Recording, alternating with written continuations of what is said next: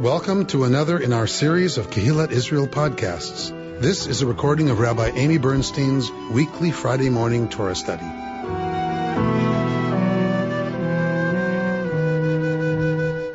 We are engaging at the end, of course, of our Torah reading cycle because we are approaching Simchat Torah, where we end Torah and begin again. So what's interesting is we don't read the last Torah portion for Shabbat, on Shabbat. So we never get in our Torah study to Vizot HaBracha, which is the final Torah portion, because that's read on the holiday of Simchat Torah, which outside the land of Israel is always on a weekday. So we never read together the last parsha. We always finish with Haazinu. But what's also interesting is Haazinu and Vizot HaBracha, both of these endings of the Torah don't happen before Rosh Hashanah. So we end a year, but don't end the Torah before the end of the year, right? So I went on HeebCal, which is where you all can find what the Torah reading is, whether it's triennial or full Kriya. And so I went to HeebCal looking for today's, Kriya, because, I read on the triennial. And so it was like, 2022 was gone, right? 2023 is there. And I'm like, right? And it's, right. So a new year has begun. So reset, except we ain't done. Right? So it's very Jewish to me that we had the end, this big, huge end of the year. We begin Rosh Hashanah. We do the incredible work of Aseret Yemei Teshuvah, the 10 days of repentance. We do this whole amazing Yom Kippur intensity. Okay, we start anew, except not really. Except not exactly. It's very Jewish. It's very Jewish that we're not exactly done. We're sort of done. It's sort of a new year. We're sort of starting fresh, but we're really not finished yet. So then we'll finish. Then we'll do Sukkot, right? So we have a big dessert. Okay, so that's where we are. We're in this kind of beginning, ending, beginning mushiness that is a wonderful expression of holding the both and, which our tradition is very good at. So if you recall the end of last week's Torah portion, it's this huge setup to these words, this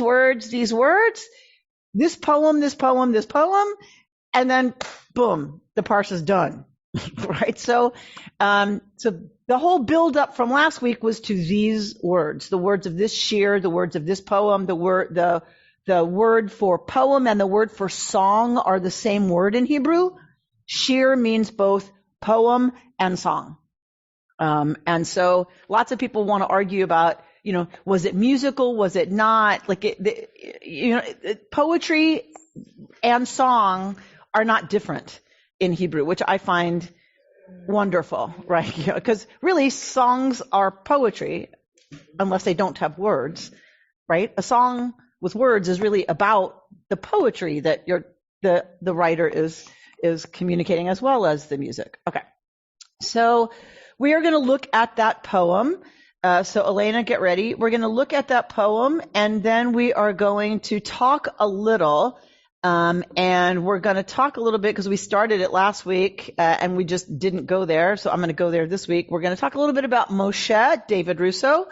We're going to talk about Moshe, and his response to knowing that he is being called to sleep with his ancestors, which is a euphemism for what? Dead now. Okay. So, Elena Allen, are you ready? Can you see on the screen, I hope? Yes? I can see and I can hear. Oh, wonderful. It's a good life. Okay. Why don't you start for us the English, please? Give ear, O heavens, let me speak. Let the earth hear the words I utter. May my discourse come down as the rain, my speech distill as the dew, like showers on young growth, like droplets on the grass. For the name of Adonai I proclaim, give glory to our God, the rock, whose deeds are perfect, yea, all God's ways are just. A faithful God never falls, true and upright indeed. Unworthy children, that crooked, perverse generation, their baseness has played God false. Do you thus requite Adonai, O dull and witless people? Is it not this the Father who created you, fashioned you, and made you endure? Remember the days of old. Consider the years of ages past. Ask your parent, who will inform you, your elders, who will tell you. When the Most High gave nations their homes and set the divisions of humanity, God fixed the boundaries of people in relation to Israel's numbers. For Adonai's portion is this people, Jacob, God's own allotment. God found them in a desert region, in an empty, howling waste. God engirded them, watched over them, guarded them as the pupil of God's eye. Like an eagle who rouses its nestlings, gliding down to its young, so did God spread wings and take them, bear them along on pinions. Adonai alone did guide them, no alien God alongside. God set them atop the highlands to feast on the yield of the earth, nursing them with honey from the crag and oil from the flinty rock. Curd of kine and milk of flocks, with the best of lambs and rams of Bashan, and he-goats, with the very finest wheat and foaming grape blood was your drink. So Jerusalem grew fat and kicked. You grew fat and gross and coarse. They forsook the God who made them and spurned the rock of their support. They incensed God with alien things, vexed God with abominations. They sacrificed to demons, no gods they had never known, no new ones who came but lately, who stirred not your forebears' fears. You neglected the rock who begot you, forgot the God who labored to bring you forth. Adonai saw and was vexed, and spurned these sons and daughters. God said, I will hide my countenance from them and see how they fare in the end. For they are a treacherous breed, children with no loyalty in them. They incensed me with no gods, vexed me with their futilities. I'll incense them with a no folk, vex them with a nation of fools. For a fire has flared in my wrath and burned to the bottom of Sheol, has consumed the earth and its increase, eaten down to the base of the milk. I will sweep misfortunes on them, use up my arrows on them.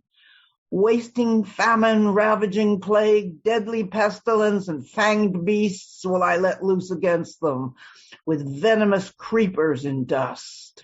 The sword shall deal death without, as shall the terror within, and youth and maiden alike, the sucklings as well as the aged.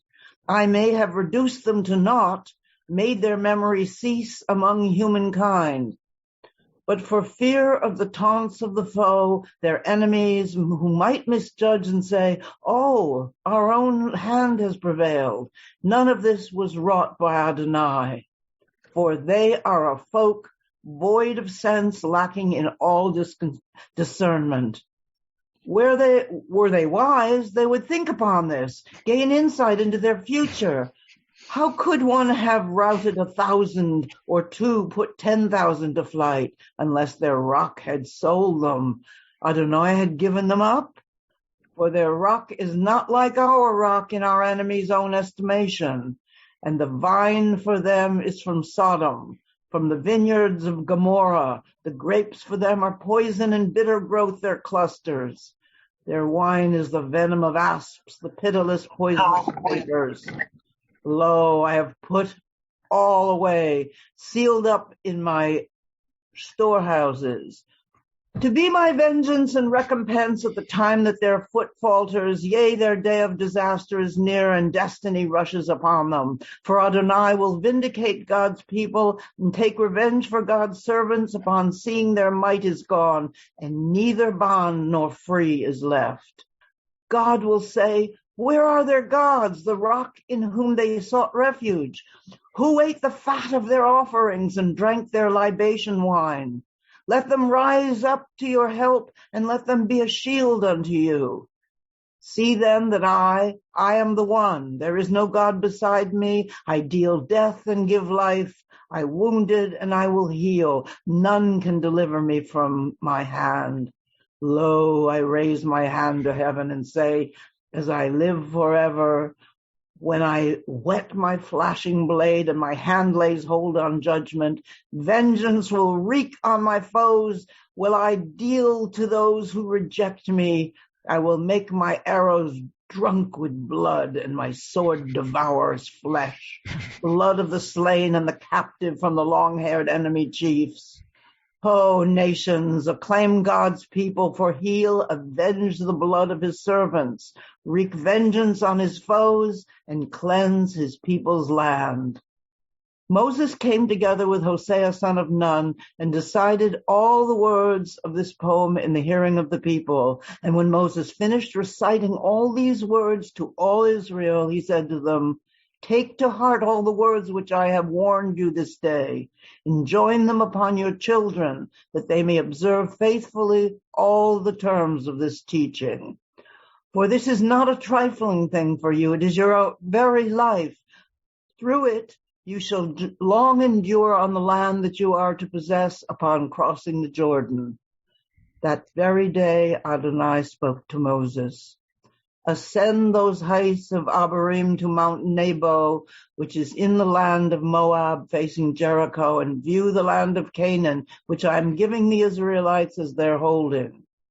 You shall die on the mountain that you are about to ascend, and shall be gathered to your kin as your brother Aaron died on Mount Hor and was gathered to his kin. For you both broke faith with me among the Israelite people at the waters of Meribah Kadesh in the wilderness of Zin, by failing to uphold my sanctity among the Israelite people. You may view the land from a distance, but you shall not enter it, the land that I'm giving to the Israelite people. All right. Thank you so much. Yasher koach, Elena. Wow, Yasher what a koach. poem. What a poem. Bringing the words of Torah to life. Truly, truly bringing the words of Torah to life. Thank you so much. We laughed over here because it was like, oh my gosh, it's so dramatic. Like it seems, I know, it seems really dry often when we read it, but when Elena reads it, it's like, whoa, like. Well, it brings out it forces you to bring out the drama. It's so compelling. Says someone who knows how to do that. Okay, so one question I have is, this is Moshe knowing he knows he's not crossing over, he knows he's not going to make it, he knows he's about to die, and these are the words he shares with his people. So if we take a minute to think about and Yom Kippur is all about this, right? We just talked about this at the holidays. Yom Kippur is all about rehearsing our own death. So if we were actually dying, and we were speaking to our children, to our grandchildren, to our students, to people who have loved us and who have been part of what we've given ourselves to, is this what you would say to them? Hell no, says Jody. Nor would they say that to us. Who's they? Our elders? So, Linda, you're saying the people gathered around as we were dying would not say these words to us? Well, we're dying, so we won't have the opportunity to screw up. No, if somebody is saying to us that they were dying and so forth and brings these words, we might have some words to say back. So if these words were said to us by someone dying, we might have something to say back. Okay? So what's going on here? This is Moshe's farewell to the people. You think Moshe is very angry? Very angry, and he can't control himself. And so he's just spewing out angry language. You little blah, blah, blah, blah, blah. You didn't do this, you didn't do that.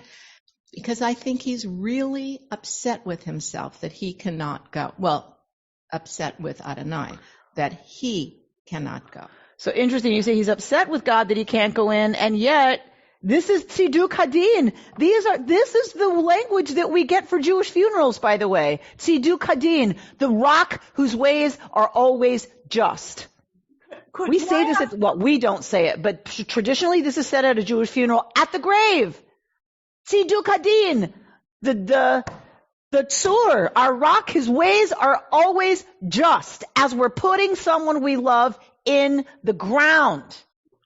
So is Moshe angry at God? Is Moshe angry at himself? Elena, you want to say something? Well, this always bothers me, this passage, because Moses is a very old man. And why are they blaming his death on something he did wrong? Why can't he just die because he's an old man? So are you asking a question that Moshe's asking, or are we asking? I just don't understand why it's set up in the way that he has to die because God is punishing him for something bad. So do you remember we read that already in the book of Numbers, I think it was. I forget. There's right. But we read it there that God says to Moshe, because of this, y'all are going to die in the desert. It's a failure of your leadership. But Moses is 120 something years old. Yeah, but the decree happened a long time ago. Now the payment comes due. Okay. So that's what this is. Thank you, Elena, for lifting that up. This is the moment God says, remember when we had a little conversation about what happened with the rock? Remember that? Well, now the bill comes due. So much time has passed since that? A lot. Okay. A lot. 40 years. Because remember, the decree is all y'all. Got it. All y'all who have been part of this. Kulchem. All y'all will die in the desert because of this. Okay. Thank you. Or it's around there that they get told they're going to die in the desert. Moshe and Aaron get told, right? So, because of their failure of leadership, blah, blah, blah. So it's been like 40 years. They've raised up a whole nother generation. Anyone who was 20 years old or over died on that schlep, and now it's a new generation that they have raised up that he's talking to. So he's talking to the new generation. For Joshua except for Joshua and Caleb, right? The two exceptions. Okay, so this is Moshe's final words. Y'all are going to screw the whole thing up. God is going to be super upset about it, and God is going to punish you. Brutally. Because if you mess with the greatest power in the universe, right? Guess what's going to happen, right? Really, really terrible things. But in the end, God is going to take you back. And in the end, God is going to wreak vengeance on all your enemies who came to do terrible things to you, even though God decreed that's what was going to happen. God's going to take you back. This is written by people who have experienced decimation. This is written by people who have to explain how it could be that God's temple, God's people, God's land could possibly be defeated. They have to deal with that. So this is the theology. We've talked about this a lot, that our theology is not Torah theology. Where's George? Don't tell me George is not here for this. I don't see him. Oh, yay. Okay. So, right, George? So this is the theology of biblical Israel. We don't have to have that theology in order to confront the text, right? And confront like our reactions to it. We can enter the story. We can enter Moshe's last experience. I think for me this year, someone asked me last week, how you doing, Rabbi, about Moshe? Cause I go through this every year. So, this year I feel kind of sad for Moshe that he has to say this to the people. I feel kind of bad for him that it's like that this is how, after all he's done and raising up a new generation, and he's got to tell the new generation, I know what y'all are going to do. And he tells them the whole thing, hopefully not to just bum them out, because that's a super big drag that we're going to lose everything and we're going to go to war and blah, blah, blah. That's really, really terrible. I think he says it in order to say this is going to happen, but at the end of that, God is going to take you back. Because otherwise, what might happen during all of those terrible things that are happening? Now that I can imagine as something we say as we're dying to, I see you, David, to the next generation. That I can imagine saying, look, things are gonna suck. Really, really terrible things are gonna happen to you because you are a human. And as long as you are a human being, terrible things are gonna happen. Know that even so, on the other side of that, then we have to figure out what you would say, what each of us would say, right? On the other side of that is what? Learning, growth, change, opportunity, hope, whatever we want to say is on the other side. So, that part I can imagine because we know terrible things are going to happen to our children and our grandchildren or anyone else we love that we're leaving when we die. Terrible things always happen because we're humans. And we want to impart a message that says you can get through that. And on the other side of that, there is something else and something different. David? Oh, no, I was just going to, I tell you, every single year I see something different in this. Big surprise there. Every year you see something different. Yes! But, what's interesting, if you look at Jewish tradition, we're asked to identify with those who left Egypt and those who were at Mount Sinai. We're not really asked to identify with those who crossed the Jordan. And it's almost like we had the real lesson is with those guys who, it's almost like we all have to go through our own desert. And rather, you could think of another tradition that this would be the victorious moment, right? We got here. That's who you want to identify. Instead, we identify, I hesitate to call them losers, but those who blew it. Those who blew it. Yeah, in the Passover Seder, but also in the what preceded this, where the identification is with the guys who blew it. With the guys who. Okay, I want to follow up on that. That's a great point, David, because Micha Goodman blew our minds a little at Hartman. He blew our minds with a Torah study, exactly to this point.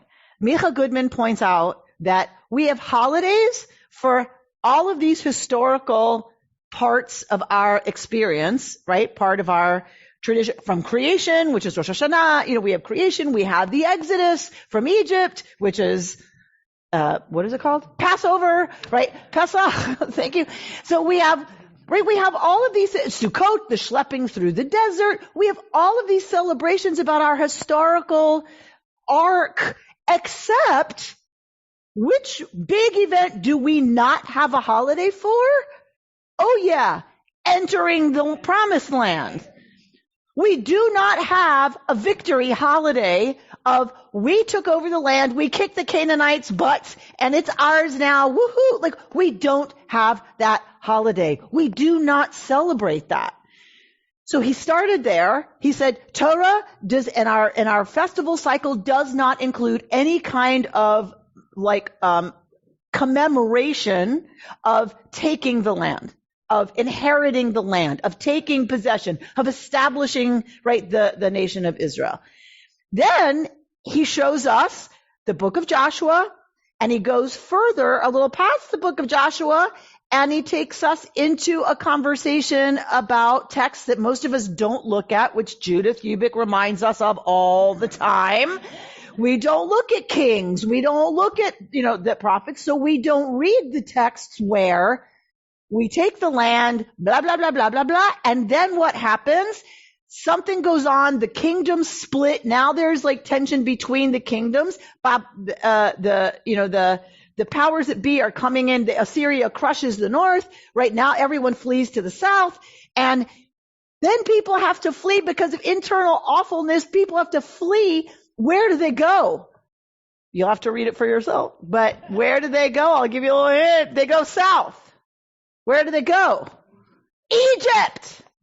Egypt. And if you read further, Micha shows us and he points out everybody who's left in the land winds up going to Egypt. He said, we stop the story at the end of Deuteronomy. So what we do is we stop the story. We didn't have to. We could have kept going in terms of what we call Torah. We could have kept going and made it 6 or 7 books. If we had done that, Torah would be, says Micha Goodman, a condemnation of the Jewish people. The entire story is the exit, getting to Egypt, the exodus from Egypt, the promise, and then they get into the land, and what happens? We wind up back in Egypt. He said that is a complete narrative of condemnation of the Jewish people. We couldn't do it. We couldn't do it. And we're still trying to figure it out, right? We still can't get it together. We still can't do it. Not in Israel, not here, not in Sweden, not in Africa. We can't do it yet, right? But it blew our minds once we looked at the corpus, not stopping at Deuteronomy, but continuing this to the story of what actually happened in the land of Israel. When we look at that, we realize Torah is a story of a people who didn't make it. All right, wait, Richard wants to say something. Okay. I was also going to suggest there's but maybe the appropriate spiritual posture is one of searching rather. All right, well, we'll talk about that. Just for a moment, I'd like to go back to the poem itself. Oh, fine. Because if we go back and think, who's the audience here? These are the people who have been born over the last 40 years. So basically, it's a group of millennials. Of what? Millennials. Okay. And so what that means is Moses is clearly exhibiting foreknowledge. He's basically telling these millennials what is going to happen. You're going to have to get a job. And you don't get an award for showing up on time to your place of work. Your parents anymore. Unbelievable. Like okay. So they're going, yeah, whatever. And then they go into the land. Moses dies on the mountain. I think we can look at, we're talking about how, well, was God being just? Moses did such a great job over the last 40 years. Why should he die? Why not look at it another way? God is giving Moses a great favor. He is protecting Moses from what might be sort of the ultimate sin of power, which is if he is allowed to enter the land, he is going to try to rip away from the millennials their own decisions on how their destiny is going to evolve. He is going to devolve into becoming an authoritarian. And God is protecting him from that. Is God protecting him or the people? No, he's protecting Moses. He can't protect the people because the people have their own decisions. But not if Moshe's still alive and with them, is what I hear you say. Yes, so right. Protecting maybe the people and Moses, they need to have their own experience, not be under an authoritarian ruler. Okay. So this is Richard's contribution to an interpretation. Love that God is actually doing Moshe a favor, protecting Moshe from becoming an authoritarian ruler and allowing the millennials to have. Sorry, Lee. Lee, are you a millennial? She is. Me? Okay. Yes, I am. Okay, sorry. So there are exceptions to every rule. So protecting them from Moshe robbing them of their experience, which that they need to screw up. They need to mess up and they need to get kicked out and they whatever. So to your point, David, a lot of people say this is one of the reasons Torah got backed up to Deuteronomy, to this moment where Moshe goes up to Mount Nebo, catches a view of the land and dies. That is the point of backing it up here and saying we're doing 5 books. We're not going to go on. We're going to do 5 books and we're going to stop on this side of the Jordan. The message being, why back it up and stop here? We didn't have to. We accept that we have 5 books of Torah. Didn't have to be. When they decided what was going to be the canon, it easily could have been 7 books, 8 books, 6 books. 6 makes more sense. Putting the book of Joshua here makes way more sense than 5 books, stopping here. But to David's point, a lot of the rabbis have discussed, why do we stop at this point? Because the point is, we never get into the land. We never make it. We never get there because life is a journey. It is, and even when you do get there, guess what? The journey, Lech Lecha, starts again. As soon as we make it, as soon as I got the senior rabbi position, guess what? There's more work to do. Right? Like that's the goal. And then you think, oh, I've made it. And then it's like, right? On the other, and so this is like a lot of the interpretation is, this is the message of stopping our annual reading at this moment is that it is about the journey, not about getting there. The journey never ends. But for Moses, that part of the story is complete. It's the proper time to end that story. The moral is there. What moral? Well, the moral of following the law and what happens when you break the law and what happens when you have a leader who is determined to have people follow and they don't. They have the right to go on and make their own decisions. Okay. And we're seeing that with our children too, with our grandchildren. It's very hard for parents, I think, to say to their children, do it the way I want to. No, we've had our turn. Let them have their turn to make the mistake. What's fascinating to me is that y'all seem to be defending allowing the Israelites of this generation to go into the land and screw up so badly that they are exiled, that there's destruction and exile. Really? I don't know. Is that good parenting? I don't know. I feel really conflicted about that. If I know for sure Eliana's going to do something that's going to wreak devastation in her life, do y'all really think I'm going to let her do it? But you know. Moshe does know. Oh, Moshe does know.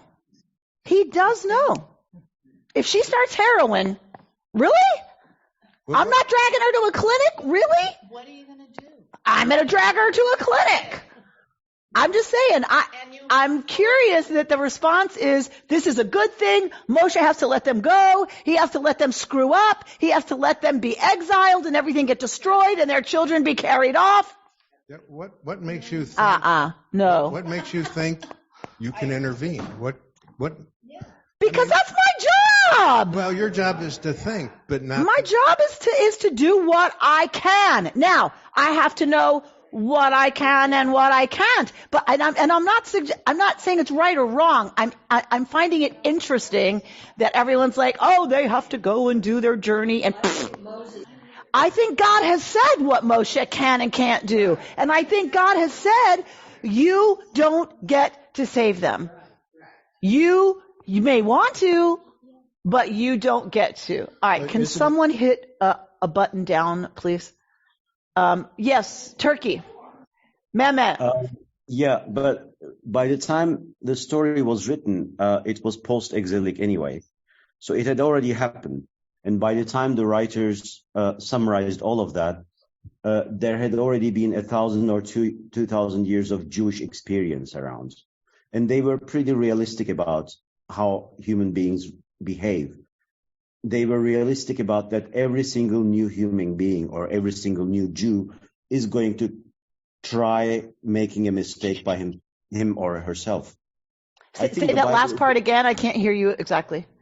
I think every single Jew is going to try to make a mistake by her or himself anyway. They were realistic about the human psyche. The biggest difference between the Jewish mentality and most of the others is that we're very realistic about what's going to happen to us. We're very what about what's going to happen to us? Realistic. Ours is not a school of victories. Ours is a school of failures. We're very realistic about how we're going to go through life. Great. When you said that we failed, when you said that we entered Canaan and then we didn't make it and we went back to Egypt. It already summarized the Jewish experience, and it is an ever continued trial of life. It's like a cycle that's going to repeat. It's all about how we live through the cycle, how we live through this experience and make the most out of life and the society that we're. Great.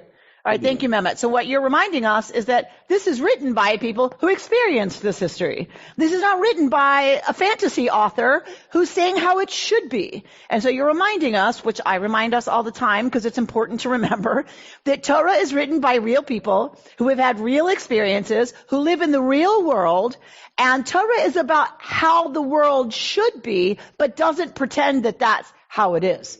And it's written by a people who's very realistic about human nature and about human society, I would say human societies even. And so what I hear you saying is it would be a fantasy to have them to end it with they live in the land and everything is happily ever after, because that's not what happened. And you're reminding us that this is written by people who lived through the Civil War, right? The civil coming apart of the North and the South.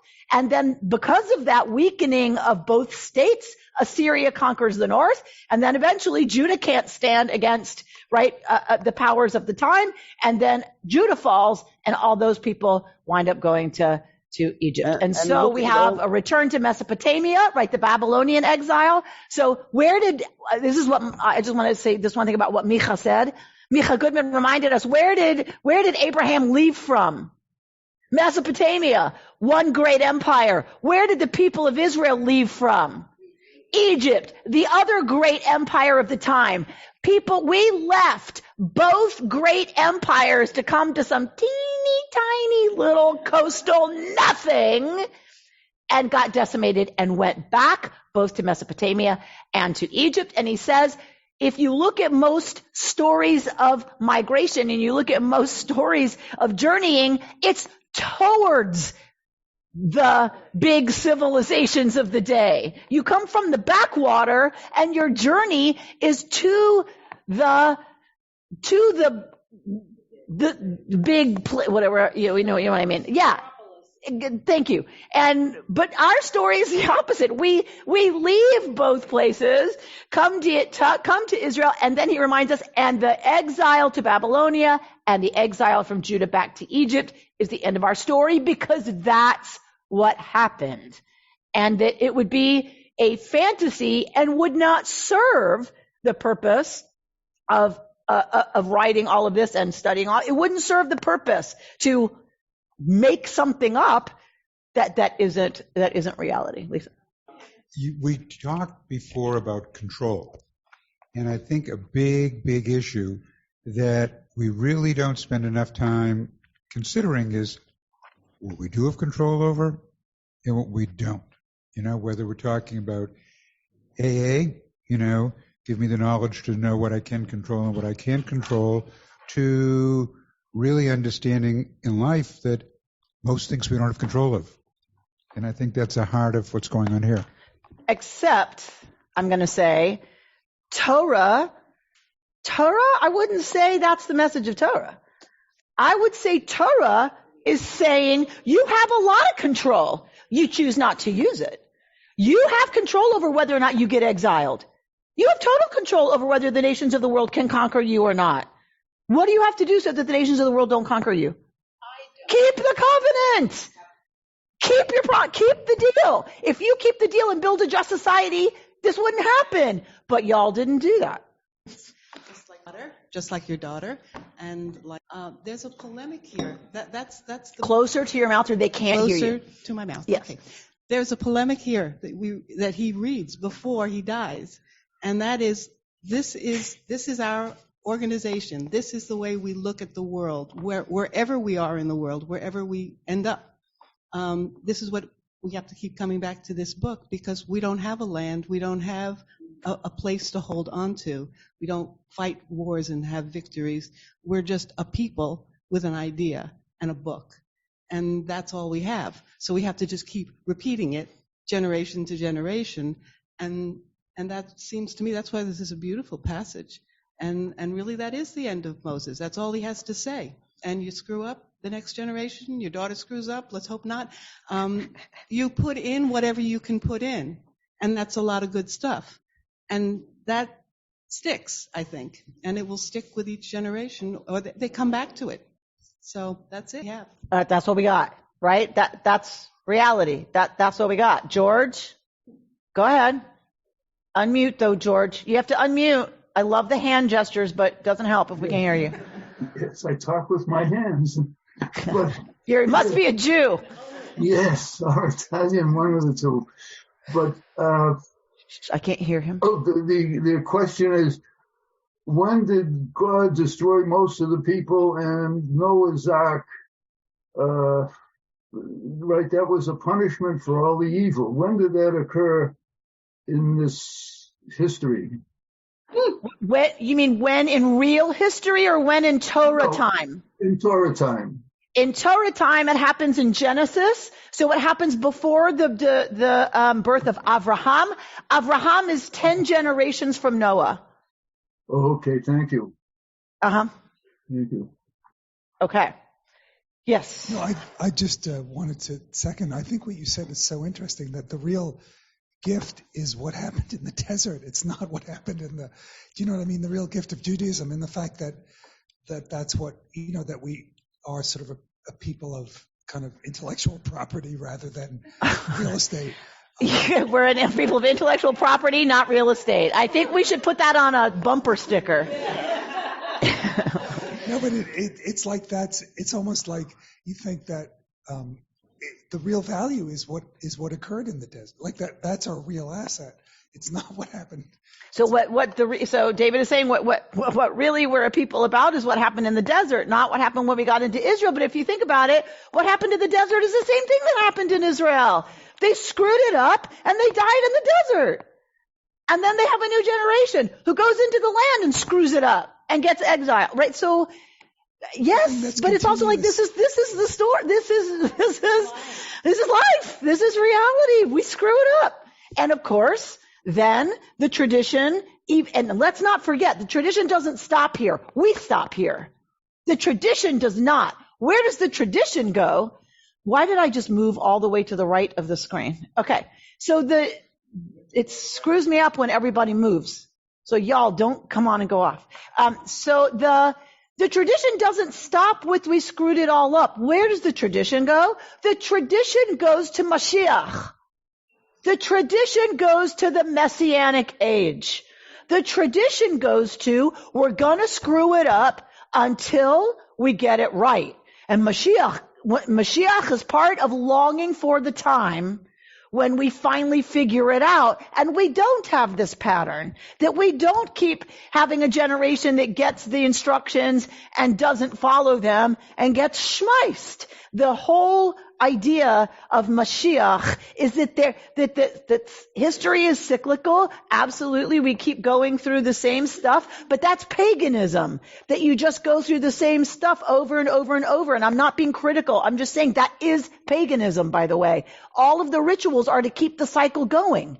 You keep doing all the rituals so that the spring happens and things come to fruition, and then you have the harvest, and right. So everything is about keeping the circle going. Judaism is one of the first in the world to have a tradition that breaks the pagan mindset of its relation to the cosmos and says, no, our relationship to the deity, our rituals that impact the deity are not about keeping everything going. It's about keeping everything going, of course, but it's a spiral. We go through everything, but it's a spiral towards redemptive, salvific history. That is a radical revolution in the pagan world. That is the revolution the Israelites introduced through monotheism. It is not that there is one God. The revolution of monotheism is not a revolution of numbers.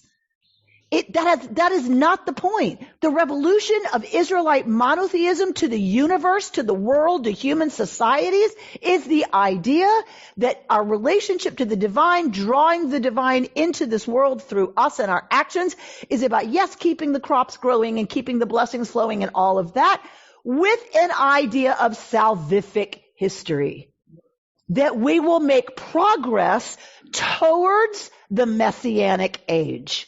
That's the end of our story. Mashiach, the day of judgment, we rise from the dead, we overcome death. Yes, the Christians got it from us. We overcome death, we are bodily resurrected, and ta-da, it is Eden on earth. We don't talk about that, but that's where the tradition goes. And that's the longing and the yearning and the energy and the motivation to keep going. It isn't the next generation's going to screw it all up, because that's reality. That's human life. It's true right now. But the goal is to work towards Mashiach. And for us as Reconstructionists, Mordechai Kaplan said, salvation, I said it at the high holidays, I'll say it again, salvation for Mordechai Kaplan was every human being being able to fulfill their own potential. When that happens, when every human being is given what they need to fulfill their own potential, we will create the Messianic age. We don't need a Messiah to come from outside. That is, supernatural history that Reconstructionism rejected from the foundation. That's why we broke off from the conservative movement, because we reject the supernatural God and say instead, the founders, I don't want to speak for anybody here, but the founders of Reconstructionism don't have a supernatural God. They have a transnatural God. Within nature, beyond nature, we draw on that to ourselves create the Messianic age. All right, let me take a breath so I can focus on what's coming next. That was so beautiful, Rabbi. Thank you, Elena. I want to fascinating. add a footnote. A footnote, okay. That journey goes through this morning, this room, and each next breath we take. Thank you, Marc. So that journey goes through this morning, this day, this Torah study, and through every breath that we take. Each next breath is an opportunity for us, if I can put a footnote to the footnote, that our every breath is an opportunity to move us closer to contributing to bringing about salvation, to bringing about the Messianic age. I have to personalize. I talked last week about faith. And I used the term inner strength. I so much would like to believe in a spiral rather than a cycle. I find it very hard. That's all. So what I'm going to say in response is, as a woman, I got to say, as a lesbian, as a woman, things are way better now than had I been born 200 years ago, 1,000 years ago, or somewhere else in the world right now. So I have to say that I do see and believe in a spiral. I have to, or I can't get up in the morning, or raise children, or bring them into this world.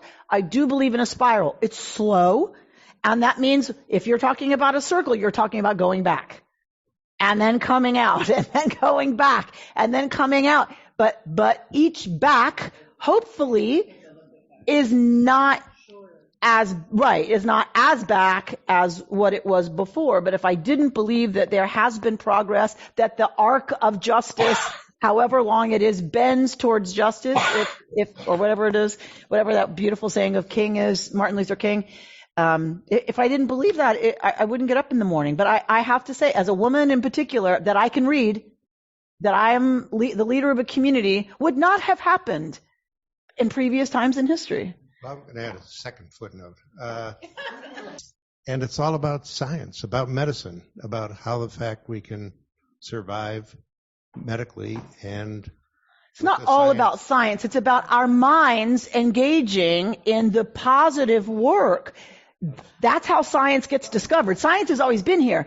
we human beings now have been able to make discoveries and contributions to our own longevity and health and well-being because the intention is there and the resource sources are put behind that intention. The problem is, of course, we don't make that decision often enough to put our resources behind the things that are going to actually help humanity flourish.